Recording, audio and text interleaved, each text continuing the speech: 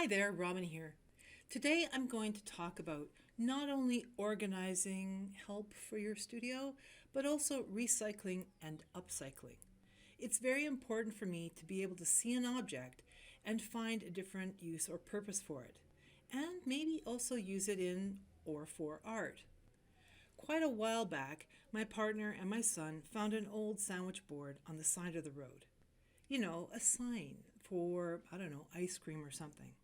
It was left there for the garbage truck to pick up. My husband had an idea and he said it might be something good to use in the studio. So I listened to his idea because he can have really great ideas. I went out and looked at it and went, yep, I'm collecting that. I sat with it for a bit and then called in my Uncle Upcycle into the room. And that's when we came up with this. Please use the idea yourself if you like to help organize your space too. So first things first, I had to clean off the rust with a wire brush. I scrubbed off the rust and assessed it to see what state it was in. So the metal frame was fine. Where the sign went in, that was all fine. The removable top for the frame where the sign went into, that was also in good shape. And the legs were fine. But the weld point for where the frame of the sign meets the legs was a little rusty and a bit worn out. So something had to be done for that or it would fall down. The plan of action was created while I painted the whole thing white.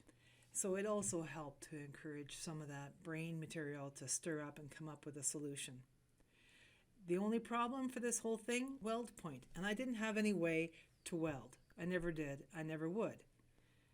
So now I have to make it stable again. Here's the thought and here's what I did. I cut a triangle of plywood with heavier plywood that we had lying around, and with self-tapping 4 metal screws, screwed the legs to it and then the body of the frame to it as well. And now it was secure again. We don't have pegboard that is easily accessible here in Ecuador, so I had to make it. And that's not really difficult, it's just time. I had to cut 2 1/4-inch plywood sheets to fit inside where the sign would have been. And then I marked where all the holes should be and I went drill crazy. So now it's full of holes. So then I saved and I found and I asked friends for old bottles, shampoo bottles and toilet cleaner and Tupperware that hasn't got lids anymore and things like that. And I cut the bottles to the shape, mostly I cut them in half. And then I kept both ends because I wanted to use all the plastic if I could. I put holes in them with a hole punch or used the drill, and then I secured them to the pegboard using zip ties.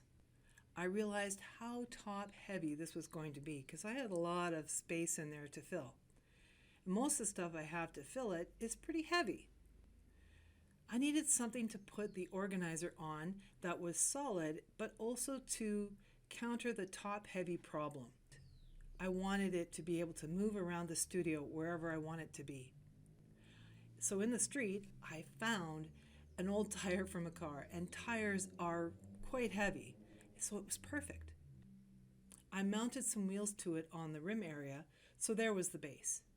And then I found an old tabletop that had been discarded and cut it into shape on top of the tire. And I secured that to the tire.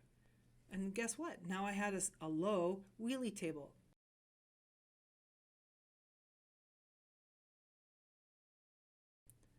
On top of that, I set the sandwich organizer. And here's where it gets easy to see why this makes a great organizer. I mean, look at it. It has a lot of room without taking up a lot of valuable floor real estate. And I can see it all too. It's all exposed for me to be able to view when I need it.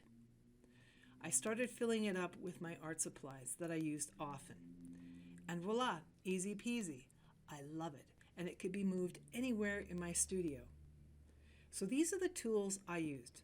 I used a wire brush, a drill, and a saw.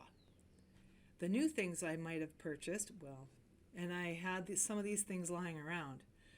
I had the self-tapping metal screws, the 1/4-inch plywood, also the plywood to make the corner stronger. And there were some zip ties and wheels. But maybe you have old wheels from a desk chair. These are for sure the old things that were around, and that was the old wood. And that includes the plywood.